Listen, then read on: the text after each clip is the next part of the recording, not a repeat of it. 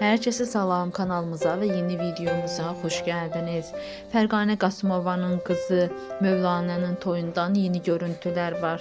Toydan önce onlar fotosesiya etdiriblər. Eyni zamanda Fərqanə xanım da öz videosunu izləyiciləri ilə bölüşüb həmin anları sizlərə təqdim edirik. Soğuktan dona fotosesiyamızdan da qalmırıq. Unutmayın. Mamka, Akşamınız xeyir olsun. Mənəm Mamka.